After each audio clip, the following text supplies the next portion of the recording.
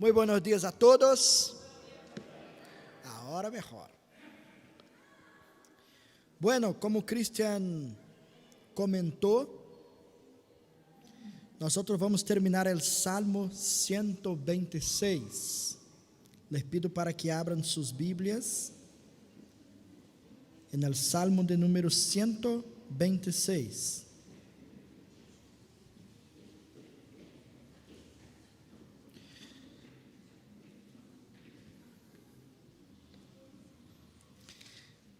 Usted tiene la costumbre de estar reflexionando sobre la vida ante las cosas que te han pasado.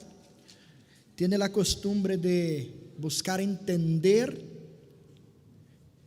los planes de Dios, la voluntad del Señor por medio de las cosas que te han pasado. Ha buscado aprender con el pasado. El Salmo empieza en los 3 primeros versículos nos ayudando a mirar al Señor, a mirar las cosas que nos han pasado y llenarnos de alegría. Este es un desafío muy grande, porque seguramente entre nosotros hay personas que pueden mirar al pasado y decir: yo tengo muchos motivos para llorar. Si tú conocieras, pastor, cómo fue mi vida, no iba a decir que yo tengo tantos motivos de alegría. Pero nosotros aprendimos que esta gente que está mirando al pasado y está con la boca llena de alegría, de gozo, son las mismas personas que fueron al cautiverio, que tuvieron quitadas sus cosas, sus bienes, sus casas, que fueron esclavizados en una otra tierra, personas que sufrieron por 70 años, y entonces mirar a los últimos 70 años, incluso esos que estaban volviendo, en la gran mayoría no conocían su tierra, la tierra de sus padres. Sus padres se habían muerto, estaban todos muertos en la Babilonia. Y los que están volviendo, regresando, van a conocer ahora la tierra de Israel, la tierra que el Señor los había dado. Pero aún así, alcanzan, logran llenar el corazón de alegría, porque comprenden que hasta el cautiverio fue un instrumento en las manos de Dios para cuidar a sus propios corazones. Yo he mirado el Salmo 126 y la historia que está involucrada con este salmo como un proceso de discipulado de Dios con su pueblo. Y este pueblo está conociendo un poco más el costo del discipulado, que muchas veces no estamos dispuestos a pagarlo. Y hoy día vamos a ver la segunda parte ahora, de 4 a 6, que ayuda-nos a mirar hacia adelante con esperança.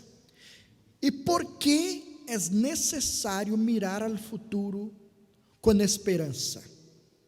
Que estava passando no presente? Se mirando hacia atrás, com tantas coisas malas que haviam passado, se llenaram de alegria, agora no presente poderiam portar-se de la mesma maneira? Estavam contentos com a realidade del momento? Isso los invito a descobrir. Vou ler o Salmo completo outra vez, e então nosso enfoque hoje dia será em los versículos finales, 4 a 6. Pero assim nos dice el Salmo: quando o Senhor hizo volver a Sión a los cautivos, nos parecía estar soñando. Nuestra boca se llenó de risas. nuestra lengua de canciones jubilosas. Hasta los otros pueblos decían: el Señor ha hecho grandes cosas por ellos. Sí, el Señor ha hecho grandes cosas por nosotros. Y por eso nos llena de alegría. Ahora, Señor, haz volver a nuestros cautivos, como haces volver los arroyos del desierto. El que con lágrimas siembra, con regocijo cosecha. El que llorando esparce la semilla, cantando recoge sus gavillas. Oremos una vez más. Padre Santo y querido, te necesitamos mucho, Señor, porque solamente tú puedes llenar nuestro corazón de esperanza. Y es con esta esperanza, Señor, que me pongo ante mis hermanos hoy día para entregarles tu palabra. Y así te pido con todo mi corazón que puedas capacitar-me, utilizar-me, bendecir-me para que eu pueda ser uma bendição para mis hermanos. Guía-me em mis pensamentos, em mis palavras, e que mis hermanos puedan ser guiados em seus ouvidos e em seus corações. Que a mente de ellos, Senhor, se quede atenta solamente a ti neste momento. Que tu quites de nosotros las preocupaciones y mantenga nuestra atención solamente en tu palabra. En el nombre de Jesús. Amén. ¿Alguna vez has hecho reforma en tu casa? Algunos afirman que es más fácil construir do que reformar. Y la razón de eso es que las reformas siempre nos traen sorpresas. Uno hace una cotización y cuando llega al final, ¿es exactamente eso?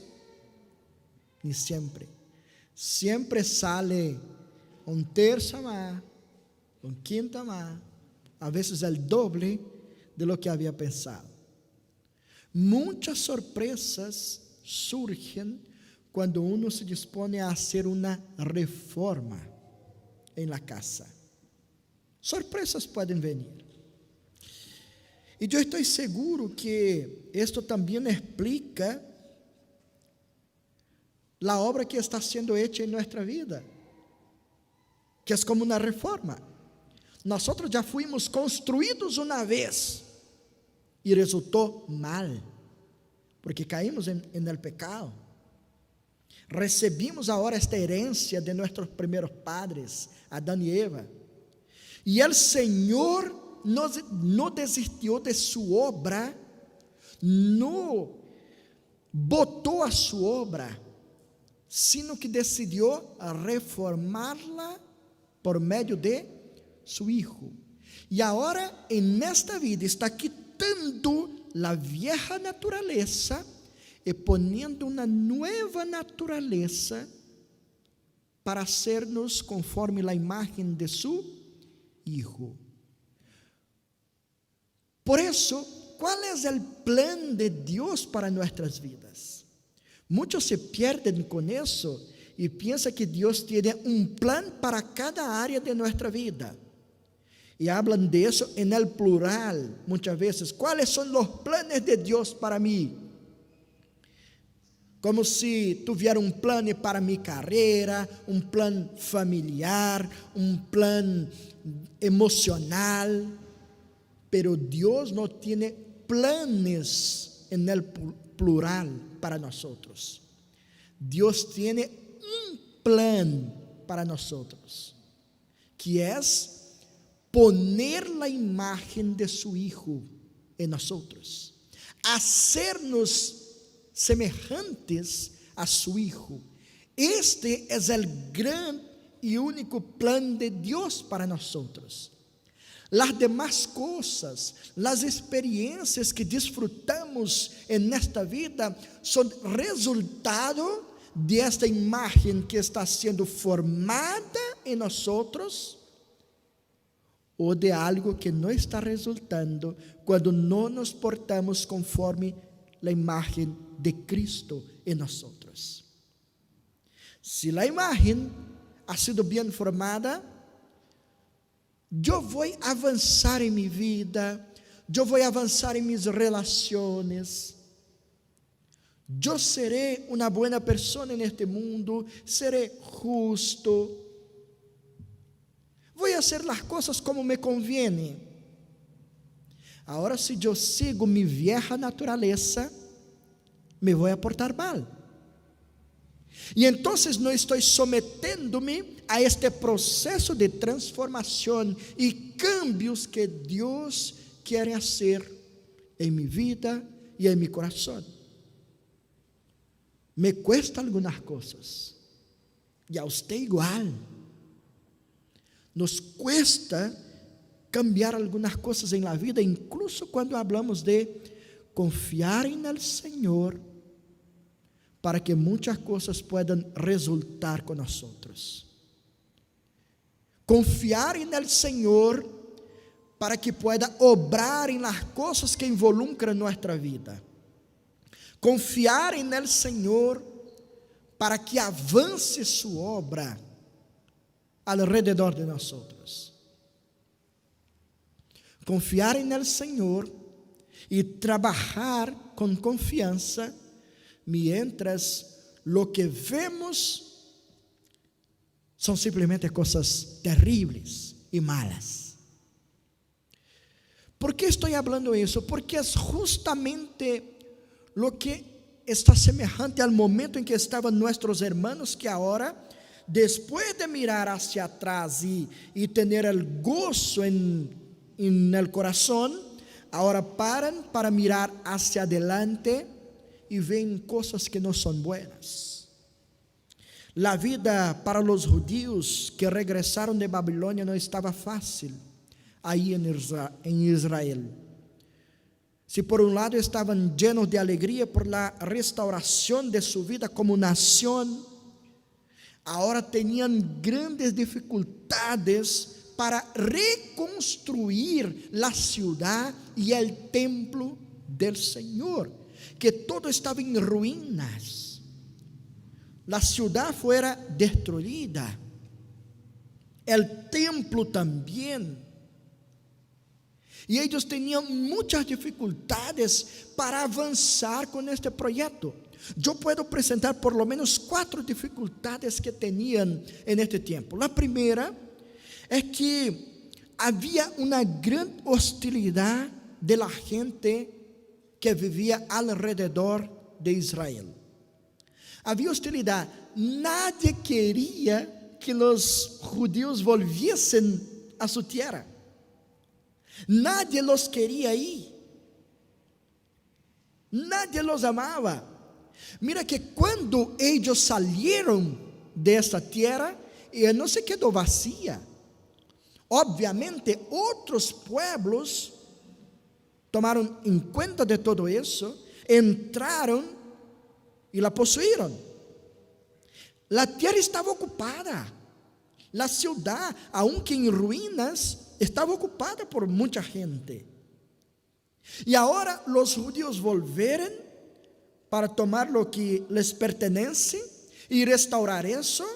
La gente alrededor los mira y no los quiere ahí. No quieren que esta obra avance. Y muchos enemigos surgen en este proceso. Entonces, la primera cosa, la hostilidad de la gente que no los quería de vuelta. La segunda cosa, la posibilidad de que ellos pudieran volver a cometer los mismos pecados por los cuales fueran entregados a Babilonia por el Señor. Ustedes recuerdan de la historia, los profetas avisando al pueblo para que pudiera arrepentirse ante Dios, si no, Dios los entregaría a sus enemigos. Ellos no se arrepintieron ante el Señor, y el Señor cumplió su palabra y los entregó a sus enemigos, fueron a Babilonia, por causa de sus pecados. Y entonces ahora, esos que volvieron, de los cuales estamos hablando en este momento, ya estaban empezando la desobediencia. Muchos judíos ya se habían mezclado con los otros pueblos que estaban viviendo por ahí, y estaban constituindo famílias com eles, tomando suas mulheres como esposas. E que estava passando?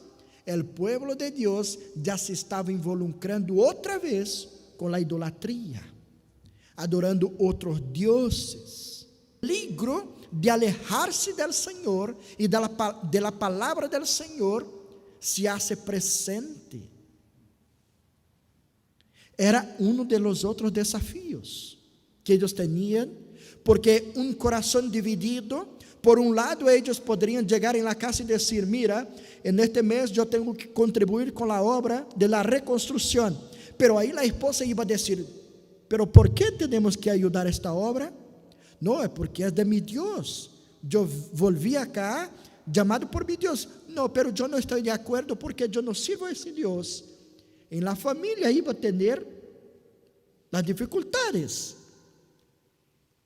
Não poderia invertir recursos, nem tampouco a mão de obra, tampouco trabalhar.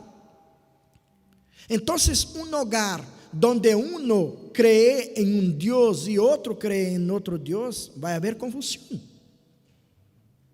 Hogar dividido não avança para o mesmo rumbo. Essa era a segunda dificuldade. A terceira, dificuldades financeiras, que eram grandes. Já les contei que a cidade estava em ruínas. E aunque eles tiveram a liberação de Ciro, como vimos na semana passada, a carta de liberação para volverem, eles não estavam restaurados completamente como nação, aún estavam vivendo bajo o governo de los sírios. Por lo tanto, pagavam impuestos a ellos todavía, não tinham rei estabelecido aún, e por lo tanto, não tinham recursos. ¿Dónde iban a recaudar recursos? ¿De dónde? Eram escassos, faltava a plata. E como uma obra pode avançar? Todo cuesta algo. Todo cuesta. E como que vai avançar se não tem a plata? A última dificuldade é entender que este regresso foi parcial e não total. Nem todos os judíos decidiram volver para meterem-se neste projeto de reconstrução. Havia muitos judíos que já estavam bem em Babilônia, já tinham aí seus empregos, seus filhos já estavam estudando, já estavam avançando aí. Então pensaram: por que volver?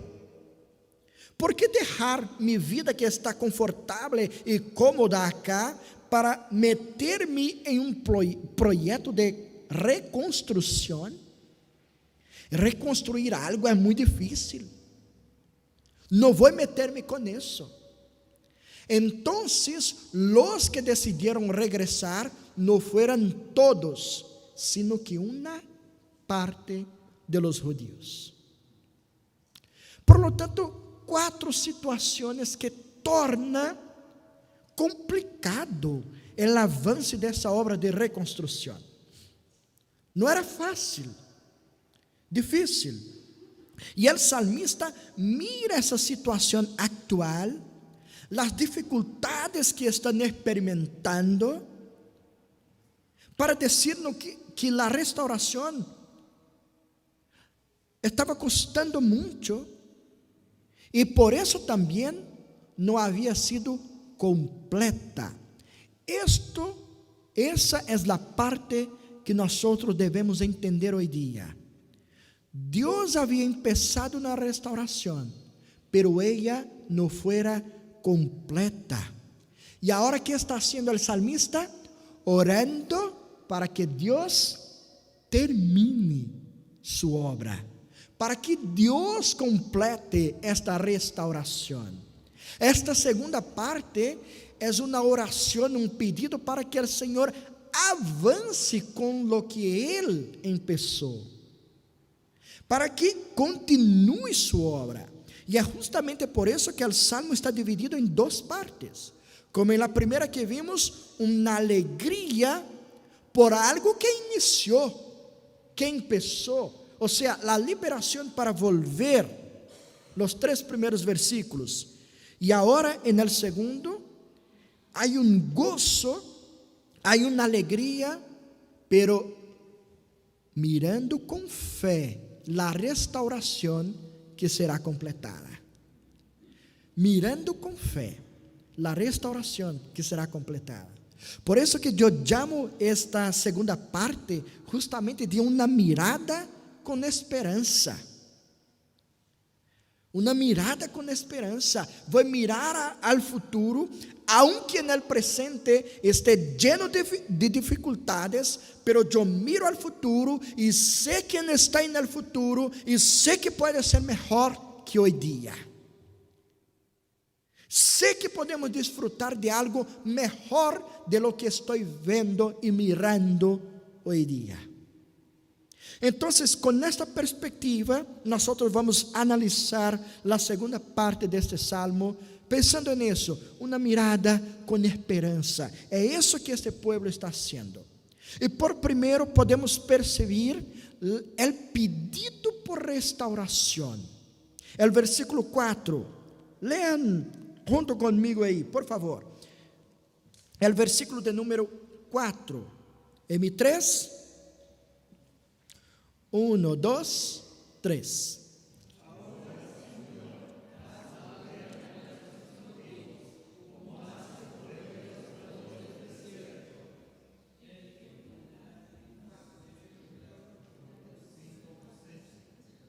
Solamente el 4, por ahora. Gracias. Es un pedido extraño, completamente extraño, porque ¿cómo empieza el salmo? Cuando el Señor hizo volver, cuando el Señor liberó. O sea, está diciendo que fue algo puntual y real. Es histórico, sabemos que eso pasó. Pero como en el mismo salmo pide para que el Señor haga volver. ¿Ya no había volvido? ¿Ya no estaban liberados? ¿No parece algo extraño? El versículo 3 está pidiendo algo que en el versículo 1 dice que pasó. ¿Qué significa eso?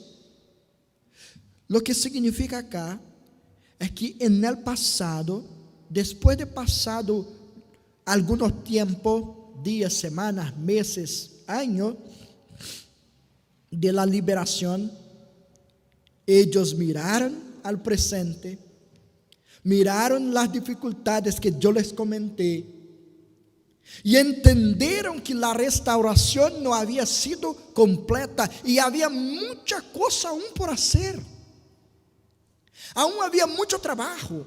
Entonces ellos entendieron que estaba en medio a un proceso.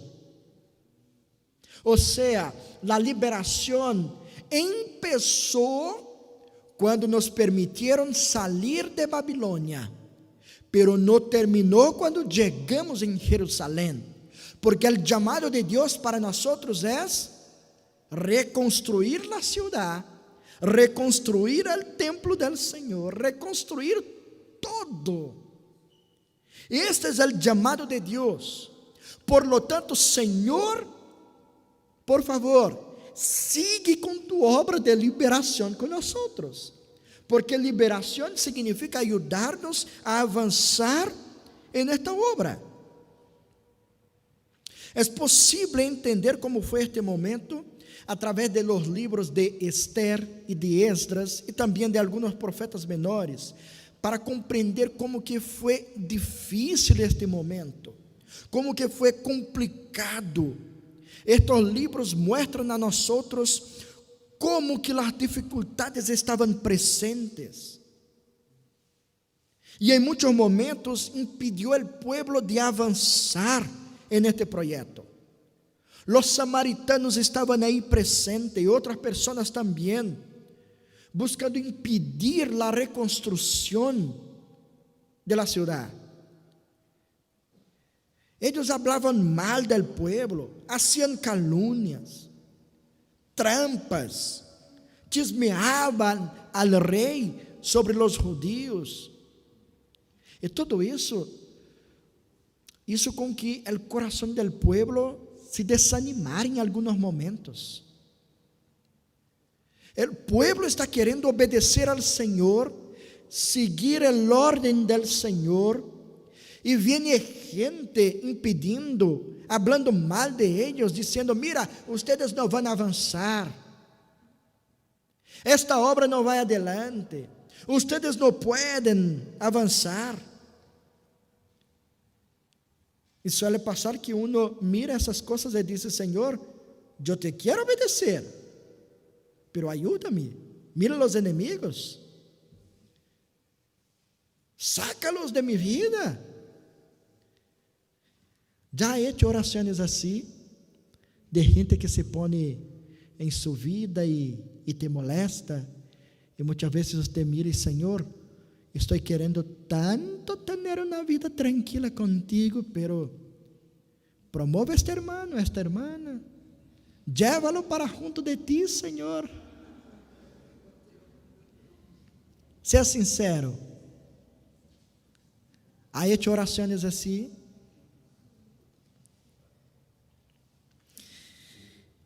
Esta gente se puso tan desanimada que en algunos momentos la obra paró.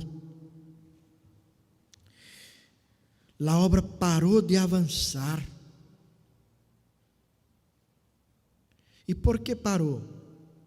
Porque ante esas dificultades, ellos la dejaron hacia el lado y se ocuparon ahora con sus propios intereses. Mira, Señor, tu obra vai... Llegou o momento de que eu avance com minha família.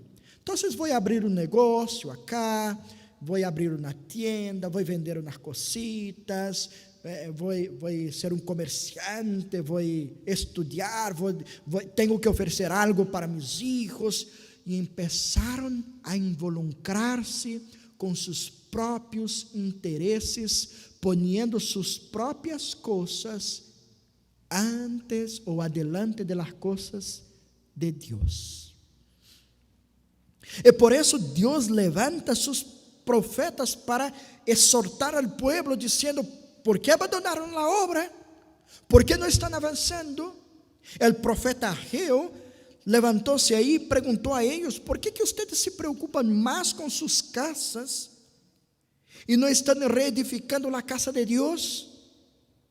El profeta Zacarías también exhortó al pueblo para que pudieran arrepentirse por esta rebeldía de abandonar las cosas de Dios y estar preocupados solamente con sus cosas, con sus intereses. Exhortó para que pudieran arrepentirse y volver al Señor. Esdras, el escriba, y Nehemías también se reunieron con el pueblo, llamándoles la atención, animándoles para que pudieran avanzar con la obra y no le abandonaran. Hermanos, hay una cosa que nosotros debemos tener en cuenta. Dios nos puso en un mundo, y cuando miramos el contacto que Dios hizo con Adán y Eva, es genial pensar que Dios los puso en el jardín y dijo a ellos: miren, disfruten de todo, es para ustedes, disfruten.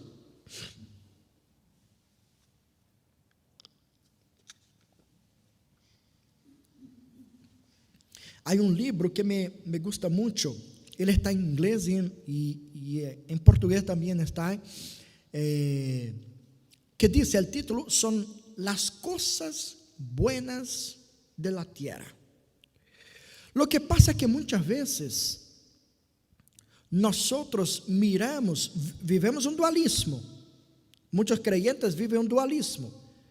Por un lado piensan que debemos ocuparnos solamente con las cosas de Dios, con evangelismo, con misiones y todo. Está bien, tenemos que involucrar con eso, pero hay muchos que miran solamente eso y olvidan que Dios nos puso en un mundo donde también hay cosas buenas en que podemos disfrutar.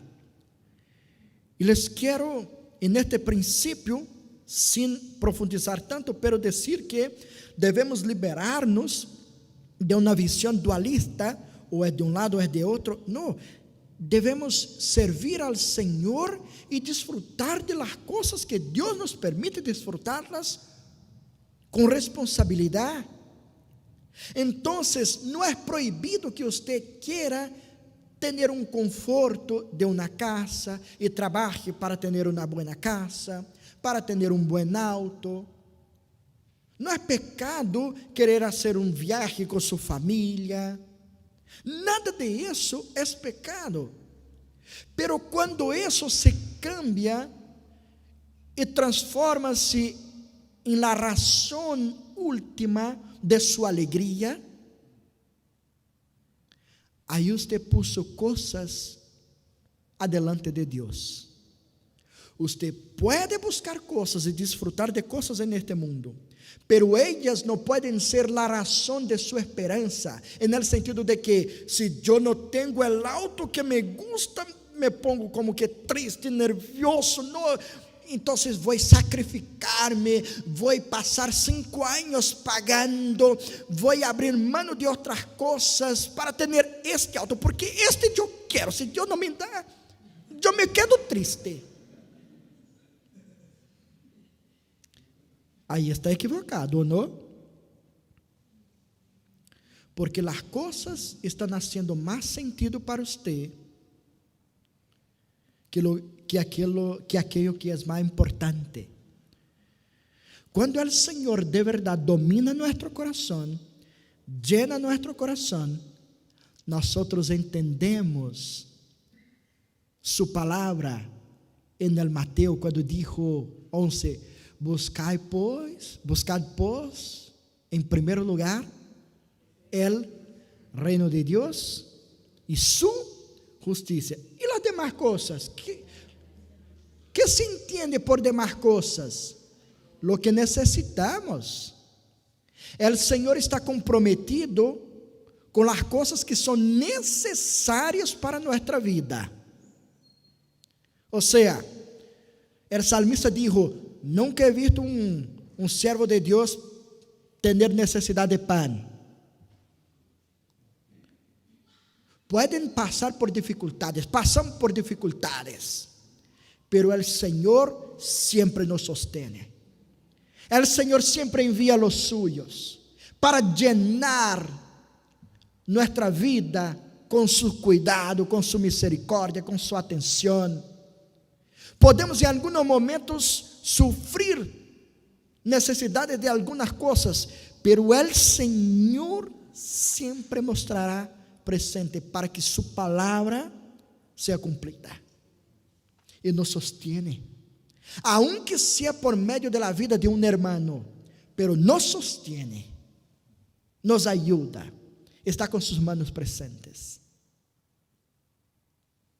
Por lo tanto, lo que debemos entender es que podemos, sí, hermanos, disfrutar de cosas buenas en este mundo y buscar cosas buenas, pero no permita que ellas se tornen la razón de su esperanza y de su alegría, porque ahí usted va a dejar las cosas de Dios de lado, y cualquier cosa que usted quiere, las cosas de Dios van a tener que esperar. No, primero viene mis estudios, el Señor después. Primero viene mi trabajo, el Señor después. Primero vienen las cosas que yo quiero, y lo que resta yo entrego al Señor. Cuando eso pasa, las primeras cosas que nosotros descuidamos es nuestra fidelidad ante el Señor. No, ahora yo estoy buscando un proyecto. Señor, espérame ahí 4 o 5 meses, después yo vuelvo con mi diezmo a ti. Espérame 4 o 5 meses que después yo te ayudo, Señor, como si nosotros fuéramos ayudadores de Dios. ¿Qué nos enseña el Salmo 19? La tierra y todo que en ella está o está presente, ¿pertenece a quién? Al Señor, a Dios, no a nosotros. ¿Qué te estoy guiando en este momento, hermanos? Es entender que el presente puede no estar bueno, pero si tenemos una mirada con esperanza, miramos adelante, sabemos que el Señor está presente ahora y estará presente después. Yo no voy a negociar mis principios, yo no voy a poner otras cosas adelante de las cosas de Dios. Yo seré fiel al Señor en todo tiempo, porque sé que el Señor me sostiene en toda y cualquier situación. Yo sé que el Señor está presente en mi vida y Él va a seguir con su obra en mi vida. Darse cuenta entonces, no salí del Salmo, yo hice simplemente profundicé un poco este tema para que pudieran comprender. Ahora darse cuenta de que este pedido del pueblo para que Dios siguiera su obra es porque ellos entendieron que la restauración fuera parcial, no fuera completa. Dios, sigue con tu obra ahí, sigue avanzando con tu obra, Señor, sigue nuestra vida. Y Él utiliza ahora una figura de lenguaje que me encanta para describir cómo ve esta restauración de Dios. Mira la propia creación de Dios e entiende que Dios, así como hace en la naturaleza, puede hacer en la vida de su pueblo. Y Él cita el caso del Negev, que es una región desierta, está en el sur de Judea, y esta región está siempre por varias partes del año seca. Es una sequía completa. Pero en algunos momentos Dios hace llover en la cordillera de la Judea, y entonces el agua desce por ahí en las montañas y abastece toda esta región donde la gente puede plantar y tener agua con abundancia. Hoy día la tecnología ya está muy avanzada ahí, y tiene reservatorios y todo, pero estamos hablando de un tiempo en que eso no estaba, y ellos tenían que simplemente confiar que un milagro pudiera pasar. O sea, aquel que controla las estaciones del año, por favor, Señor, haga eso. Y el salmista está mirando esta realidad y diciendo: Señor, tú haces eso. Passamos por algo semejante em Chile, verdade? A cada dia descubro que em Chile há de todo, de verdade. Se quero encontrar um exemplo para coisas, eu busco em outros lugares, pero aí miro, pero Chile também tem isso. Que passa com o rio Mapuche? Verdade? O rio Mapuche é semejante. Então, em algumas partes, ele se seca também durante o ano. E quando se llena de água? Quando el Señor envía lluvia y baja la lluvia, y después esta agua que corre en el río Mapuche abastece mucho, ¿verdad? El Señor hace sus milagros ante nosotros también. El salmista está haciendo es mirar esas cosas en la naturaleza y decir: Señor, así como haces estos arroyos serem llenos de agua. Hace isso com nossa vida também, Senhor. Avance tu obra em nós também. Restaura a abundância em nossa vida. Restaura completamente a tu pueblo. Termina a obra que o Senhor empezou. Assim como as torrentes del Negev. É uma oração de fé. Porque ele sabe que todos os anos, sabia que todos os anos Deus hacía isso. Então estava orando por uma coisa que sabia que ia passar. E então põe sua vida como blanco desse pedido. Haga isso com nós também.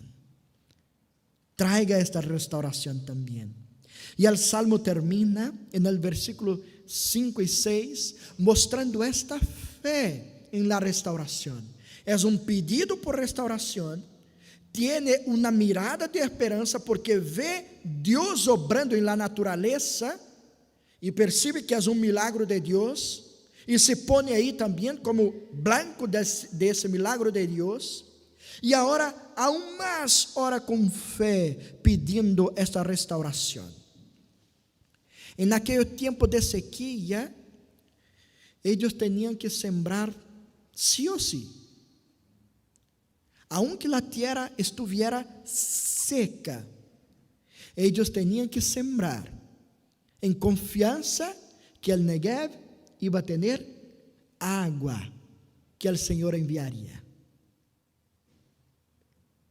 É um desafio ou não?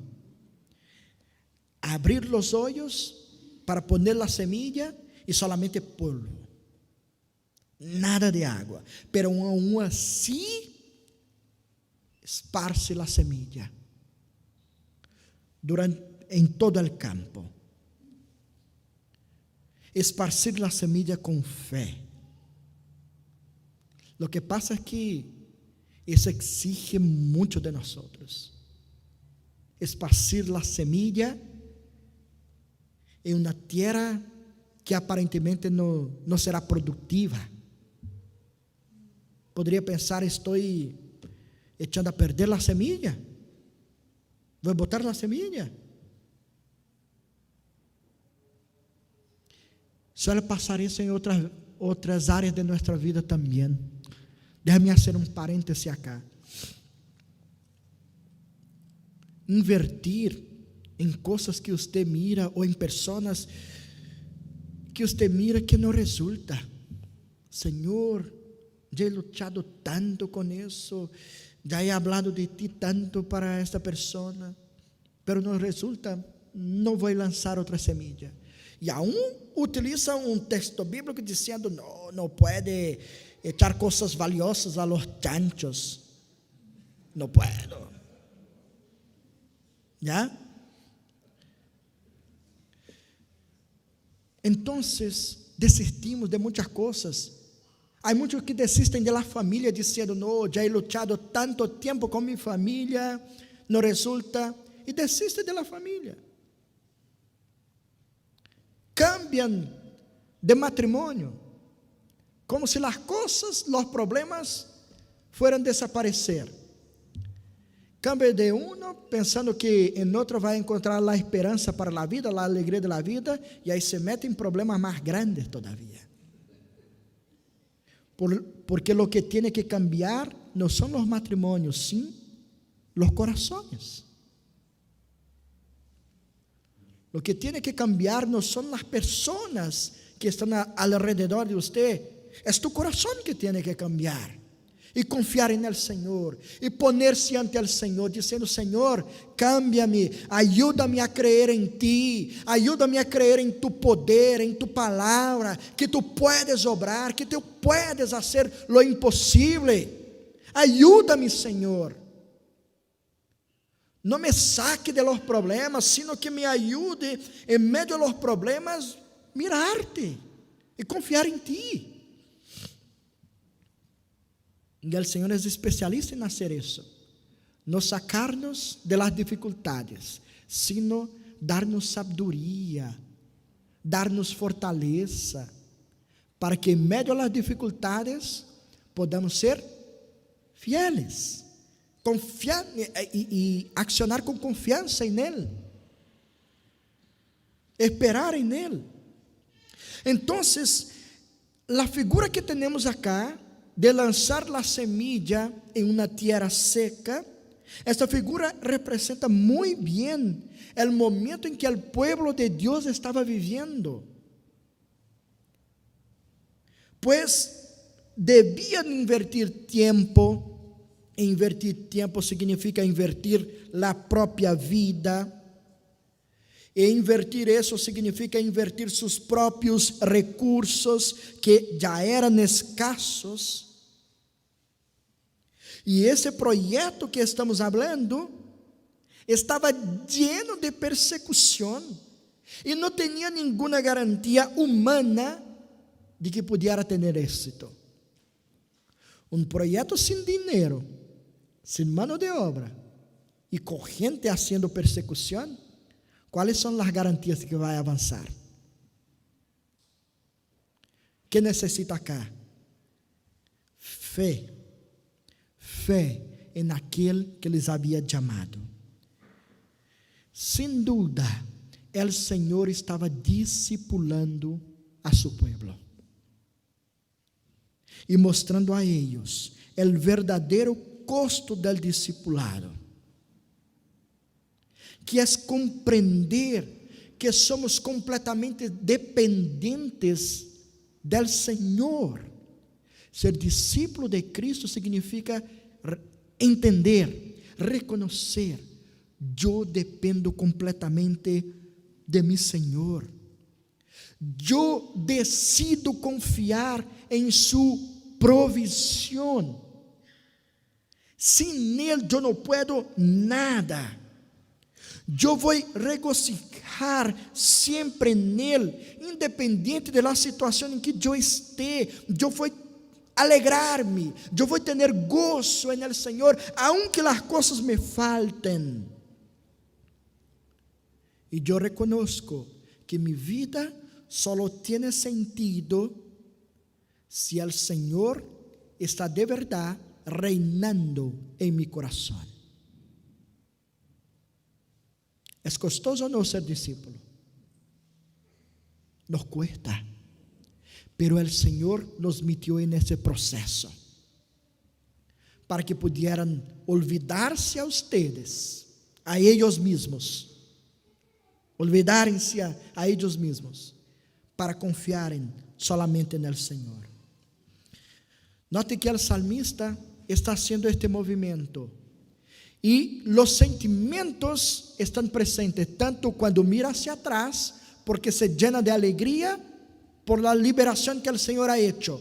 Y ahora mira hacia adelante y aunque esté metido en problemas, en dificultades, se llena de alegría en la esperanza de que Dios va a seguir con su obra, va a completar su obra. Y la alegría está presente en el inicio del Salmo y en el fin del Salmo. Así nos enseña a vivirmos felices en este mundo, a poner nuestra alegría en Dios y no en las cosas que no logramos alcanzar, porque si ponemos en las cosas que son pasajeras, nuestra alegría también será pasajera. Estará presente cuando yo tengo lo que me agrada, lo que me hace feliz, y si esas cosas pasan, mi alegría también pasa. Pero en este salmo nos enseña a poner la alegría en aquel que no pasa, en aquel que vive eternamente, en aquel que está presente eternamente. Si tu alegría es dependiente de su pareja o cualquier que sea, uno va a tener que partir un día, uno u otro. Si tu alegría está en su trabajo, puede perderlo. Si tu alegría está en cosas que conquistan, hoy día mismo usted puede perderlas. ¿Y qué va a quedar en su corazón? ¿Qué sentimiento?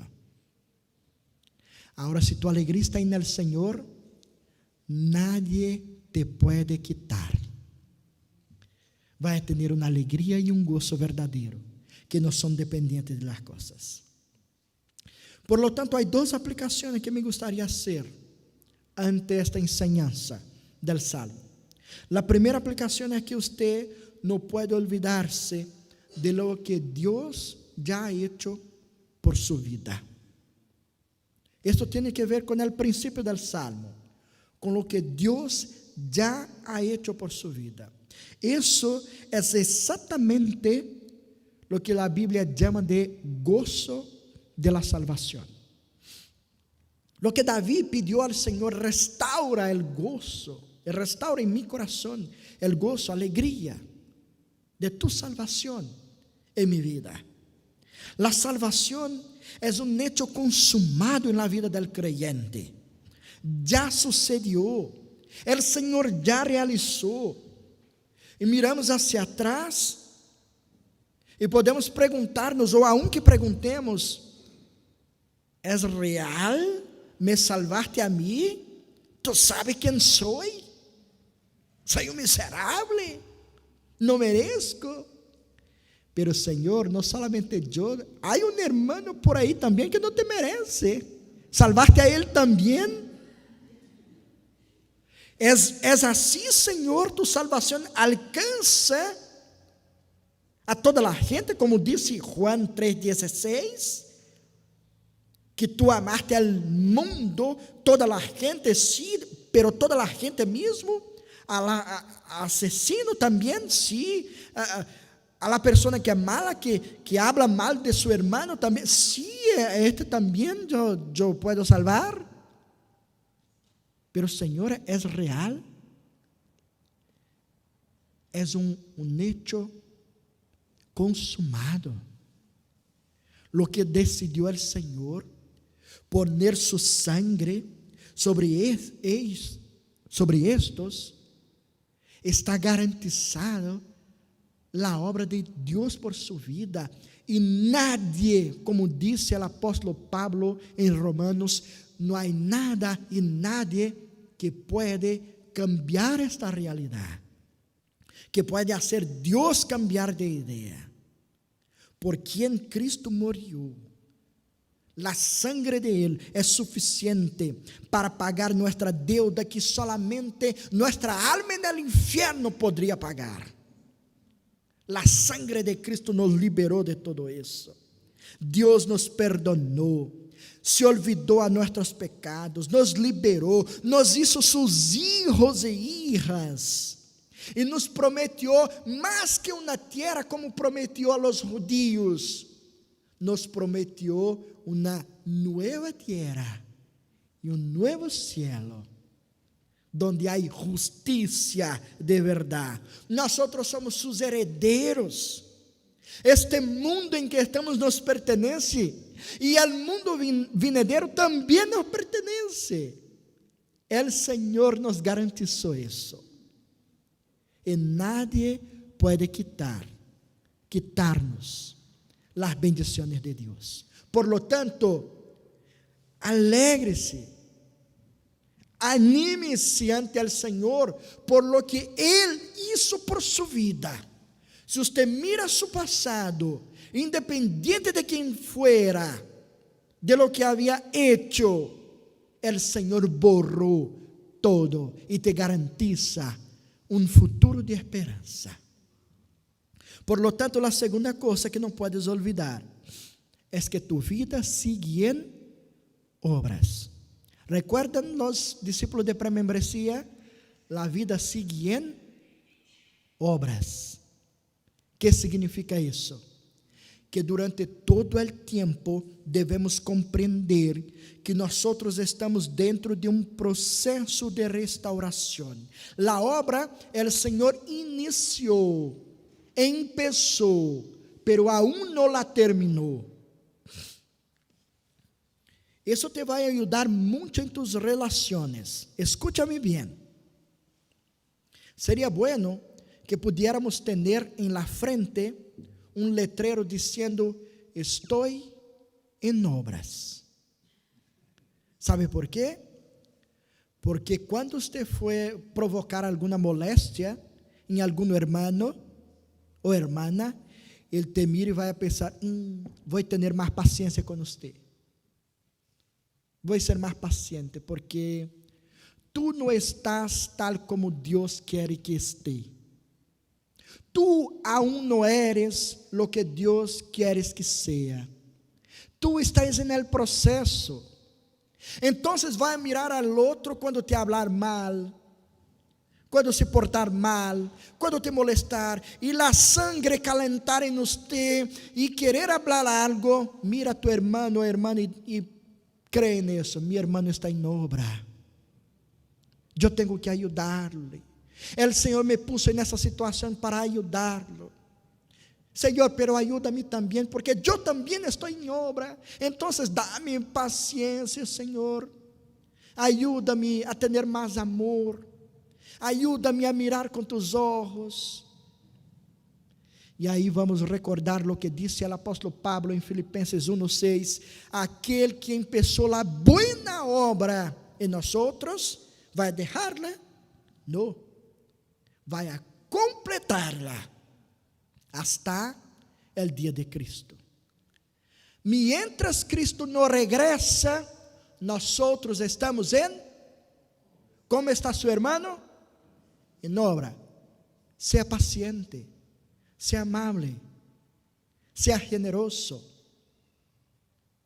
Seamos assim, portémonos assim uns com os outros, sabendo dessa verdade. Não somos um projeto acabado, somos um projeto em desenvolvimento.